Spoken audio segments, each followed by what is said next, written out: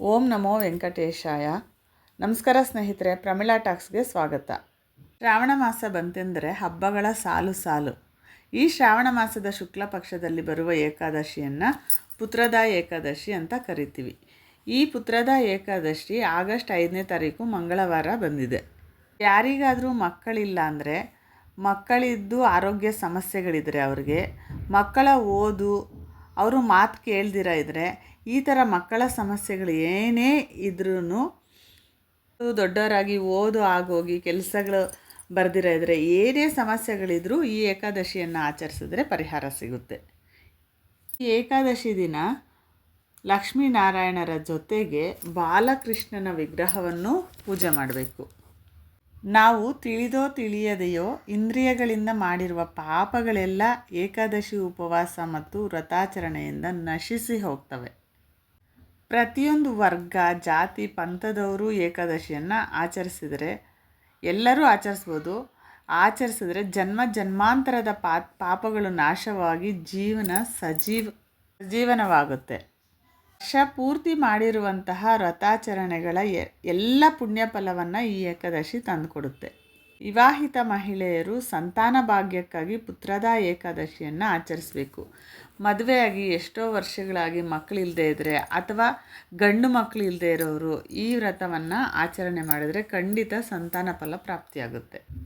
ಏಕಾದಶಿಯನ್ನು ಹೇಗೆ ಆಚರಿಸ್ಬೇಕಪ್ಪ ಅಂತಂದರೆ, ಆಗಸ್ಟ್ 5ನೇ ತಾರೀಕು ಮಂಗಳವಾರ ಬ್ರಾಹ್ಮಿ ಮುಹೂರ್ತದಲ್ಲಿ ಆದಷ್ಟು ಈ ಪೂಜೆಯನ್ನು ಮಾಡ್ಕೊಳ್ಳಿ. ಆ ಮುಹೂರ್ತದಲ್ಲಿ ಆಗಲಿಲ್ಲ ಅಂತಂದರೆ ಯಾವಾಗಾದರೂ ನೀವು ರಾತ್ರಿ 9 ಗಂಟೆವರೆಗೂ ಯಾವಾಗಾದರೂ ಮಾಡ್ಕೋಬಹುದು. ಲಕ್ಷ್ಮೀನಾರಾಯಣರ ಫೋಟೋವನ್ನು ಇಟ್ಕೊಳ್ಳಿ ಅಥವಾ ವಿಗ್ರಹ ಇದ್ದರೆ ಇಟ್ಕೊಳ್ಳಿ. ಯಾವ ಹೂಗಳು ತಂದರೂ ತುಳಸಿ ಎಲೆ ಅಂತೂ ಇರಲೇಬೇಕು. ತುಳಸಿ ಎಲೆಗಳಿಂದ ಲಕ್ಷ್ಮೀನಾರಾಯಣರನ್ನು ಪೂಜಿಸ್ಕೊಳ್ಳಿ. ನೀವು ನೈವೇದ್ಯಕ್ಕೆ ಅಂತ ಅನ್ನ ಬಿಟ್ಟು ಬೇರೆ ಯಾವುದೇ ಸಿಹಿಯನ್ನು ಮಾಡ್ಕೋಬೋದು. ಹಾಲು ಮತ್ತು ಹಣ್ಣುಗಳನ್ನು ಇಟ್ಕೋಬಹುದು. ಲಕ್ಷ್ಮೀನಾರಾಯಣರ ಫೋಟೋ ಇಟ್ಕೊಂಡು ವಿಗ್ರಹ ಇದ್ದರೆ ವಿಗ್ರಹಕ್ಕೆ ಅಭಿಷೇಕ ಮಾಡಿಕೊಂಡು ತುಪ್ಪದ ದೀಪಗಳನ್ನು ಹಚ್ಚು. ಹೂವು ಅಕ್ಷತೆಯಿಂದ ಅಂದರೆ ತಂಬಿಟ್ಟಿನ ದೀಪಗಳನ್ನು ಹಚ್ಕೊಂಡ್ರೆ ಇನ್ನೂ ಶ್ರೇಷ್ಠ ಸ್ನೇಹಿತರೆ. ತುಪ್ಪದ ದೀಪಗಳನ್ನು ಹಚ್ಕೊಂಡು ಹೂವು, ತುಳಸಿ, ಅಕ್ಷತೆಯಿಂದ ವಿಷ್ಣು ಸಹಸ್ರನಾಮ, ವಿಷ್ಣುವಿನ ಅಷ್ಟೋತ್ತರಗಳು, ವಿಷ್ಣು ಶತನಾಮಾವಳಿ, ಗೋವಿಂದ ನಾಮಗಳು ಇವು ನಿಮಗೇನು ಬಂದರೆ ಅವನ್ನು ಹೇಳ್ಕೊಂಡು ಪೂಜೆ ಮಾಡ್ಕೊಳ್ಳಿ. ನಂತರ ಆರತಿಯನ್ನು ಮಾಡ್ಕೊಳ್ಳಿ.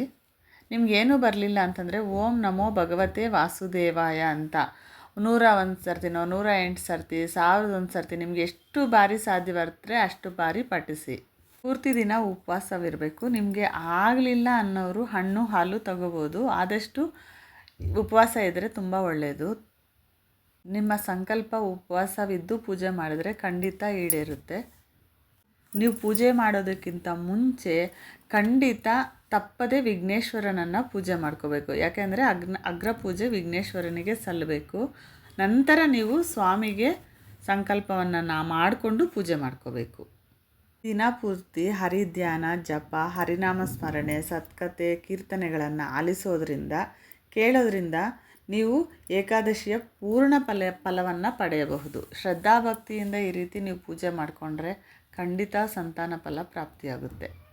ಸಾಧ್ಯವಾದರೆ ನೀವು ವಿಷ್ಣುವಿನ ಆಲಯಗಳಿಗೆ, ವೆಂಕಟೇಶ್ವರ ಸ್ವಾಮಿಯ ಆಲಯಗಳಿಗೆ ಹೋಗಿ ಸ್ವಾಮಿಯನ್ನು ದರ್ಶನ ಮಾಡ್ಕೊಂಡು ಬಂದರೆ ಬಹಳ ಒಳ್ಳೆಯದು. ರಾತ್ರಿ ಕೂಡ ಜಾಗರಣೆ ಮಾಡಿ ಹರಿನಾಮಗಳನ್ನು ಜಪ ಮಾಡಿ ಮರುದಿನ ಪೂಜೆ ಮಾಡಿ ಪಾರಣೆಯನ್ನು ಮಾಡಬೇಕು. ಏಕಾದಶಿ ಉಪವಾಸದಿಂದ ಶಾರೀರಿಕ ಆರೋಗ್ಯ ಕೂಡ ಉತ್ತಮವಾಗುತ್ತೆ. ಯಾಕೆಂದರೆ ತಿಂಗಳಿಗೆ 2 ಏಕಾದಶಿಗಳು ಬರುತ್ತೆ. 2 ಏಕಾದಶಿಗಳಂದು ಉಪವಾಸ ಇರೋದ್ರಿಂದ ಶಾರೀರಿಕ ಆರೋಗ್ಯ ಕೂಡ ಉತ್ತಮವಾಗುತ್ತೆ. ಸ್ನೇಹಿತರೆ, ಈ ಪುತ್ರದಾ ಏಕಾದಶಿಗೆ ಒಂದು ಪುರಾಣ ಕಥೆ ಇದೆ. ಭವಿಷ್ಯ ಪುರಾಣದ ಪ್ರಕಾರ ಧರ್ಮರಾಯನಿಗೆ ಭಗವಾನ್ ಶ್ರೀಕೃಷ್ಣ ಪರಮಾತ್ಮ ಹೇಳಿದಂತೆ, ಹಿಂದೆ ದ್ವಾಪರ ಯುಗಾರಂಭದಲ್ಲಿ ಅತ್ಯಂತ ಧರ್ಮಿಷ್ಠ ರಾಜ ಪ್ರಜೆಗಳನ್ನು ತನ್ನ ಮಕ್ಕಳಂತೆ ನೋಡ್ಕೊಳ್ತಾ ಇದ್ದ. ಈ ರಾಜನ ಹೆಸರು ಮಹೀಜಿತ ಎಂಬ ರಾಜ ತನ್ನಲ್ಲಿ ಇದ್ದ ಪ್ರಜೆಗಳನ್ನು ತನ್ನ ಮಕ್ಕಳಂತೆ ನೋಡ್ಕೋತಾ ಇದ್ದ. ರಾಜ್ಯ ಸಮೃದ್ಧಿಯಾಗಿತ್ತು. ಆತನಿಗೆ ಎಷ್ಟು ರಾಜ್ಯ ಸಂಪತ್ತು ಏನೆಲ್ಲ ಇದ್ದರೂ ಮಕ್ಕಳಿಲ್ಲದೆ ಬಹಳ ದುಃಖಿತನಾಗಿದ್ದ. ಆ ಮರೀಚಿತ ರಾಜ ತನ್ನ ಪೂರ್ವಜನ್ಮದ ಯಾವ ಕರ್ಮಫಲಗಳಿಂದ ನನಗೆ ಮಕ್ಕಳಾಗಲಿಲ್ಲ ಅಂತ ಯೋಚಿಸ್ತಾ ವನಪ್ರದೇಶದಲ್ಲಿ ಅಲಿಯುತ್ತಾ ಅರಣ್ಯದಲ್ಲಿ ಸಿಕ್ಕಿದ ಲೋಮಶ ಮಹರ್ಷಿಗಳನ್ನು ಕಂಡು ಆ ಮುನಿಗಳ ಪಾದಗಳಿಗೆ ನಮಸ್ಕರಿಸಿ ತನಗೆ ಎಲ್ಲ ಇದ್ದು ಮಕ್ಕಳಿಲ್ಲದ ಕಷ್ಟವನ್ನು ಹೇಳಿಕೊಂಡ. ಆಗ ಆ ಲೋಮಶ ಮಹರ್ಷಿಗಳು ಮಹೀಜಿತ ರಾಜನ ಜನ್ಮಾಂತರ ವೃತ್ತಾಂತವನ್ನು ತನ್ನ ಯೋಗ ದೃಷ್ಟಿಯಿಂದ ನೋಡಿ, ರಾಜ, ನೀನು ಹಿಂದಿನ ಜನ್ಮದಲ್ಲಿ ನೀನು ಒಬ್ಬ ವ್ಯಾಪಾರಸ್ಥ. ನೀನು ವ್ಯಾಪಾರಕ್ಕಾಗಿ ಊರು ಅಲಿಯುತ್ತಾ ಒಂದು ಕಾಡಿನ ದಾರಿಯಲ್ಲಿ ಬರ್ತಾ ಇದ್ದಾಗ ಬಾಯಾರಿಕೆಯಾಗಿ ನೀನು ನೀರನ್ನು ಹುಡುಕುತ್ತಾ ಒಂದು ತಿಳಿ ನೀರಿನ ಸರೋವರದ ಬಳಿಗೆ ಹೋದೆ. ಇನ್ನೇನು ನೀರು ತಿಳಿಯಾಗಿತ್ತು, ಕುಡಿಬೇಕು. ಆಗ ಒಂದು ಹಸು ತನ್ನ ಮರಿಯೊಂದಿಗೆ ಅಂದರೆ ಕರುವಿನೊಂದಿಗೆ ಬಾಯಾರಿಕೆಯಿಂದ ನೀರು ಕುಡಿಯಲು ಆ ತಿಳಿ ನೀರಿನ ಸರೋವರದ ಹತ್ರಕ್ಕೆ ಬಂತು. ನೀನು ಆ ಹಸುವನ್ನು ಪಕ್ಕಕ್ಕೆ ತಳ್ಳಿ ನೀನು ಆ ಸರೋವರದಲ್ಲಿ ನೀರು ಕುಡಿದು ಶ್ರೇಷ್ಠ ಸಾಧುವಾದ ಹಸುವಿಗೆ ಅವಮಾನ ಮಾಡಿ ಅದನ್ನು ದುಃಖಕ್ಕೀಡು ಮಾಡಿದೀಯ. ಆದ್ದರಿಂದ ನೀನು ಈ ಜನ್ಮದಲ್ಲಿ ಪುತ್ರ ಸಂತಾನವಿಲ್ಲದೆ ಶೋಕವನ್ನು ಅನುಭವಿಸ್ತಾ ಇದೀಯ. ಆದರೆ ನೀನು ರಾಜನಾಗಿದೀಯ. ನೀನು ಮಾಡಿದ ಇನ್ನೂ ಬೇರೆ ಬೇರೆ ಉತ್ತಮ ಸುಕೃತಗಳಿಂದ ರಾಜ್ಯ, ಅಂತಸ್ತು, ರಾಜ ಇವೆಲ್ಲ ನಿನಗೆ ಬಂದಿದ್ರೂ ಕೂಡ ಸಂತಾನವಿಲ್ಲದೆ ಮಹಾ ದುಃಖಕ್ಕೆ ಆ ಗೋಮಾತೆಗೆ ಮಾಡಿದ ಅವಮಾನವೇ ಕಾರಣ ಅಂತ ಆ ಮಹರ್ಷಿಗಳು ಹೇಳಿದರು. ನಂತರ ಮಹರ್ಷಿಗಳು ರಾಜನಿಗೆ ಹೇಳಿದರು, ಚಿಂತಿಸಬೇಡ ರಾಜ, ತಿಳಿದೋ ತಿಳಿಯದೆಯೋ ಮಾಡಿದ ಪಾಪಗಳಿಗೆ ಈ ಏಕಾದಶಿ ವ್ರತ, ಉಪವಾಸ, ಲಕ್ಷ್ಮೀನಾರಾಯಣರ ಜಪದಿಂದ ನಿನ್ನ ಪಾಪಗಳು ನಿವಾರಣೆಯಾಗ್ತವೆ. ಮುಂದೆ ಶ್ರಾವಣ ಮಾಸದಲ್ಲಿ ಬರುವ ಶುಕ್ಲ ಪಕ್ಷದ ಏಕಾದಶಿಯನ್ನು ನೀನು ಶ್ರದ್ಧಾಭಕ್ತಿಗಳಿಂದ ಉಪವಾಸವಿದ್ದು ಆಚರಿಸಿ ದ್ವಾದಶಿಯಂದು ಅನ್ನದಾನ ಮಾಡು, ನಿನಗೆ ಸಂತಾನ ಪ್ರಾಪ್ತಿಯಾಗುತ್ತದೆ ಎಂದು ಲೋಮಶ ಮಹರ್ಷಿಗಳು ರಾಜನಿಗೆ ಹೇಳಿದರು. ಆಗ ಆ ರಾಜ ಮತ್ತೆ ತನ್ನ ರಾಜ್ಯಕ್ಕೆ ಹಿಂದಿರುಗಿ ಶ್ರಾವಣ ಮಾಸದಲ್ಲಿ ಬಂದ ಶುಕ್ಲ ಪಕ್ಷದ ಏಕಾದಶಿಯ ದಿನ ಲಕ್ಷ್ಮೀನಾರಾಯಣರನ್ನು ಪೂಜಿಸಿ ಎಷ್ಟೋ ಜನರಿಗೆ ಅನ್ನದಾನವನ್ನು ಮಾಡಿದಂತೆ. ಆ ಏಕಾದಶಿ ಆಚರಣೆಯ ಪುಣ್ಯ ಫಲದಿಂದ ಆ ರಾಜ ಪುತ್ರರನ್ನು ಪಡೆದು ಸುಖ ಸಂತೋಷದಿಂದ ರಾಜ್ಯವಾಳಿದ. ಅಂದಿನಿಂದ ಶ್ರಾವಣ ಶುಕ್ಲ ಪಕ್ಷದ ಏಕಾದಶಿಯನ್ನು ಪುತ್ರದ ಏಕಾದಶಿ ಮತ್ತು ಸಕಲ ಪಾಪಗಳನ್ನು ತೊಳೆಯುವ ಪವಿತ್ರ ಏಕಾದಶಿ ಅಂತ ಕರೀತಾರೆ. ಹೀಗೆ ಈ ಕಥೆಯನ್ನು ಶ್ರೀಕೃಷ್ಣನು ಧರ್ಮರಾಯನಿಗೆ ಹೇಳಿದ. ತಿಳಿತಲ್ವ ಸ್ನೇಹಿತರೆ?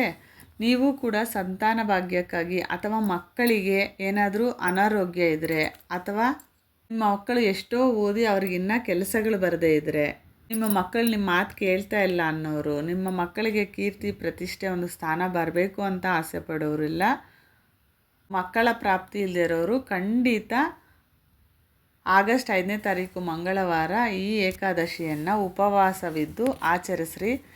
ದೇವಸ್ಥಾನಕ್ಕೆ ಹೋಗಿ ಬನ್ನಿರಿ. ದಿನಪೂರ್ತಿ ಲಕ್ಷ್ಮೀನಾರಾಯಣರ ಜಪ ಮಾಡಿ, ಯಾರನ್ನೂ ನಿಂದಿಸಬೇಡಿ, ಕೆಟ್ಟ ಭಾಷೆ ಮಾತಾಡಬೇಡಿ.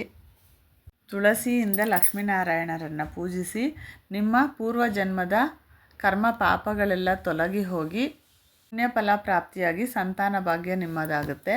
ಜೊತೆಗೆ ತುಳಸಿ ಮುಂದೆ ತುಪ್ಪದ ದೀಪವನ್ನು ಹಚ್ಚಿ, ಬಹಳ ಒಳ್ಳೆಯದು. ಹೀಗೆ ವಿಷ್ಣು ಸಹಸ್ರನಾಮ, ವಿಷ್ಣು ಅಷ್ಟೋತ್ತರಗಳು ಇವೆಲ್ಲ ಹೇಳ್ಕೊಳ್ಳೋಕ್ಕೆ ಬರಲಿಲ್ಲ ಅಂತಂದರೆ ಓಂ ನಮೋ ಭಗವತೆ ವಾಸುದೇವಾಯ ಅಂತ ಆ ದಿನ ರಾತ್ರಿ, ಹಗಲು ರಾತ್ರಿ ನಿಮ್ಗೆ ಎಷ್ಟು ಬಾರಿ ಸಾಧ್ಯವಾಗುತ್ತೋ ಅಷ್ಟು ಬಾರಿ ಪಠಿಸ್ರಿ. ವಿಷ್ಣು ಸಹಸ್ರನಾಮವನ್ನು ನೀವು ಯೂಟ್ಯೂಬಲ್ಲಿ ಆನ್ಲೈನಲ್ಲಿ ಹೊಡೆದು ಅದನ್ನು ಕೇಳಿಸ್ಕೊತಾ ಇರ್ರಿ. ಸ್ವಾಮಿಯ ಬಳಿ ಸಂಕಲ್ಪವನ್ನು ಮಾಡಿಕೊಂಡು ಆ ಹಗಲು ರಾತ್ರಿ ನೀವು ಸ್ವಾಮಿಯ ಜಪ ಮಾಡಿ. ಖಂಡಿತ ನಿಮ್ಮ ಪಾಪಗಳೆಲ್ಲವೂ ಕಳೆದು ಸಂತಾನ ಭಾಗ್ಯ ನಿಮ್ಮದಾಗುತ್ತೆ. ಇದುವರೆಗೂ ನೀವು ಯಾರಾದ್ರೂ ನನ್ನ ಚಾನಲ್ನ ಸಬ್ಸ್ಕ್ರೈಬ್ ಮಾಡ್ಕೊಳ್ದೇ ಇದ್ದರೆ ದಯವಿಟ್ಟು ಸಬ್ಸ್ಕ್ರೈಬ್ ಮಾಡ್ಕೊಳ್ಳಿ. ಈ ವಿಡಿಯೋ ಇಷ್ಟ ಆಗಿದರೆ ಲೈಕ್ ಮಾಡಿ. ನಿಮ್ಮ ಸ್ನೇಹಿತರು, ನಿಮ್ಮ ರಿಲೇಷನ್ಸು ಯಾರಾದ್ರೂ ಮಕ್ಕಳಿಲ್ಲದೆ, ಸಂತಾನ ಭಾಗ್ಯವಿಲ್ಲದೆ ಕಷ್ಟಪಡ್ತಾಯಿದ್ರೆ ನಾಳೆ ಅಂದರೆ ಆಗಸ್ಟ್ 5ನೇ ತಾರೀಕು ಮಂಗಳವಾರ ಈ ವ್ರತವನ್ನು ಮಾಡ್ಕೊಳ್ಳೋದಕ್ಕೆ ಹೇಳಿ ಅವ್ರಿಗೆ ಶೇರ್ ಮಾಡಿ. ಇಂಥದೇ ಮಾಹಿತಿಯೊಂದಿಗೆ ಸಿಗೋಣ.